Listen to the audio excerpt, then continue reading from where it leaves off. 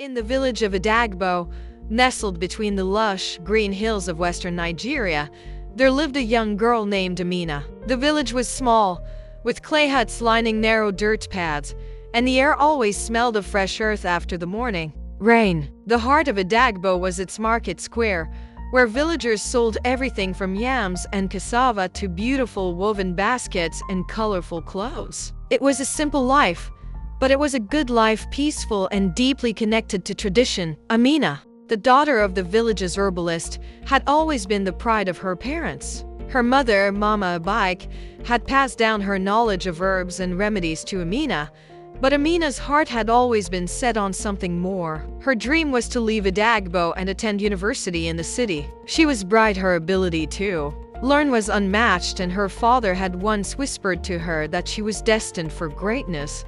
But greatness came at a cost, especially when you were a young girl living in a village where tradition held everything in place. Education for girls was often seen as an extravagance. Still, Amina's determination never wavered. She studied late into the night, reading any book she could get her hands on, hoping one day she would receive a scholarship to the university. In Ibadan, a city that promised a brighter future for someone like her, her chance came when a government official came to the village to announce a scholarship program for talented students. Amina, with her impeccable grades and promise, was selected. Her parents, proud but worried, supported her decision. They gave their blessing, even though they knew it would be difficult for her to leave the village and the life they had known.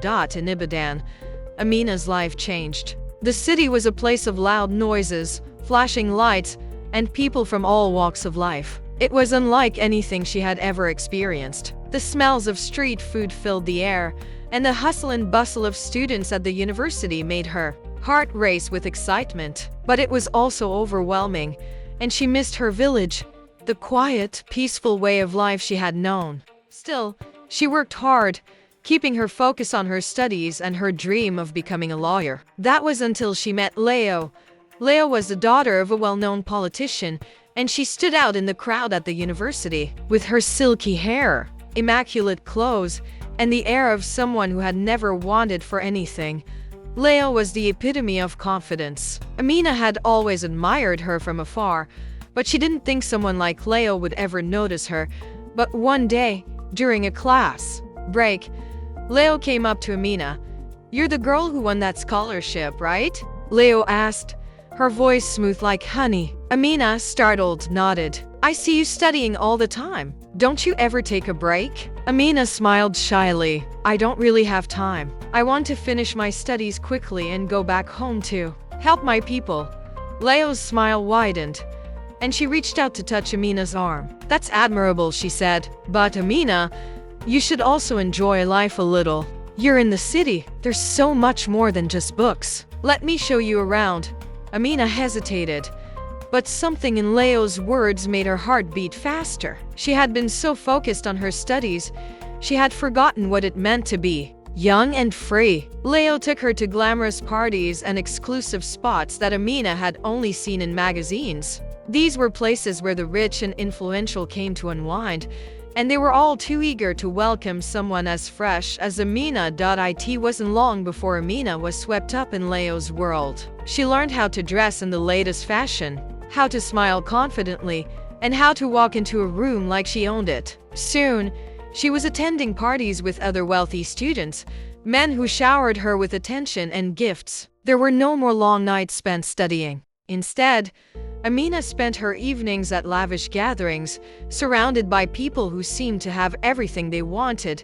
But with each new step, Amina's conscience began to stir. The more she lived this new life, the more she started to feel like something was missing. Her studies slipped, and the dreams of returning to her village felt further and further away. It was then that she met Tund, the son of a prominent businessman who, like her, was studying law at the university. Tund was charming, handsome, and completely captivated by Amina.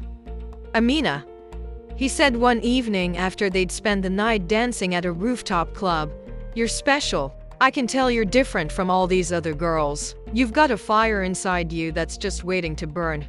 Amina felt herself blush. Tun was exactly the kind of man her mother had warned her about. He was part of the world she had never imagined, wealthy, influential, and used to getting what he wanted. But there was something about the way he looked at her, something that made her forget her mother's advice. As the weeks passed, Tun's interest in Amina deepened, and she found herself drawn to him in a way she couldn't explain. He promised her a life of luxury, one where she would never have to worry about money, where she could help her village in ways she had only dreamed of. But as much as she tried to convince herself that she was happy, there was an unease that grew inside her.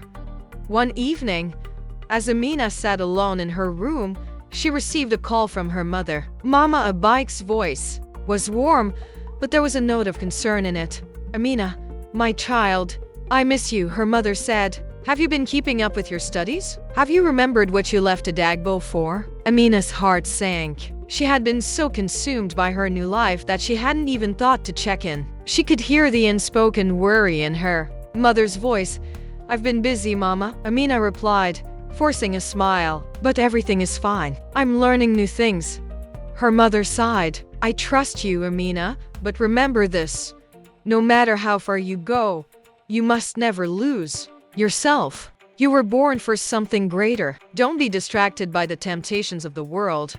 Amina sat in silence, the weight of her mother's words sinking in. That night, she couldn't sleep. She thought about the life she had chosen, the promises made to her by Tunt, and the future she had always dreamed of. Could she really have both? Could she have love, luxury, and success, or would she lose her way? The next morning, Amina decided to take a walk through the university's quiet gardens. As she walked, she thought about her village, her family, and the values that had shaped her. The wealth and glamour of the city felt like a dream she was waking up from. It was then that she saw Leo, standing with a group of friends, laughing and talking with man. They looked carefree, as though the world was theirs for the taking. But as Amina watched them, she realized that their smiles hid the emptiness inside them, the emptiness she had started to feel too.